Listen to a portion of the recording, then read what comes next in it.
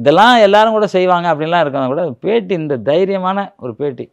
நான் செத்தா கூட என் மாணவர் பின்னாடி நிற்பேன், உலகம் ஃபுல்லாக அவன் வந்து ஜெயிக்கும் போது நான் நிற்பேன், யாரோ ஒரு ரூபத்தில் நிற்பேன் அப்படின்னார்ல. அவர் நம்பிக்கை நிச்சயமாக யார் கூட இருப்பார், யாரோ வந்துக்கிட்டு இருப்பார். அந்த ஆத்மா பலம் அவருக்கு இருக்குது. இல்லைன்னா அந்த வேலையில் பேச முடியாது. சாதாரணமா ஐயோ அப்படின்னு தான் இருப்பாங்க. ஒன்று சாதாரண ஜுரத்துக்கே பயந்துருவான். ஆமா, ஐயோ நம்ம செத்துருவோமா அப்படின்னு சொல்லிட்டு சாதாரண ஜுரத்துக்கு, தலைவலிக்கு பயந்துருவான், ஒரு எலும்பு உடஞ்சி போச்சுன்னா பயந்துருவான். அதெல்லாம் மீறி அவருக்கு டாக்டர் சொல்லி இந்த மாதிரின்ட்டு எல்லாத்தோட மேலே அவருக்கு மறக்க முடியாதுன்னு நினச்சி தன்னோட உடம்பை தானமாக கொடுத்தாரு. அவர் நம்ம கண்ணை யாருன்னா எடுத்துக்கிட்டோம் அப்படின்னு நினச்சி அது பண்ணுறாரு இல்லையா. அப்போ எல்லாரும் வந்து ஒரு அதுதான் அவர் சொன்ன ரொம்ப பிடிச்சது. நான் வந்து கராத்தே வீரன், நான் வீரன், ஒரிஜினல் வீரன், எதுக்கும் பயப்பட மாட்டேன், எமனாக இருந்தால் கூட நான் நின்று பேசிட்டு தான் போவேன்ல. கிரேட்.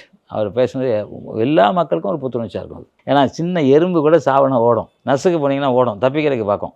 ஆனால் இந்த மனிதர் வந்து நல்லா தெரிஞ்சு இத்தனாம் தேதி சாவ போகிறோன்னு தெரிஞ்சு கூட இது சித்தர்களுக்கு தெரியும்.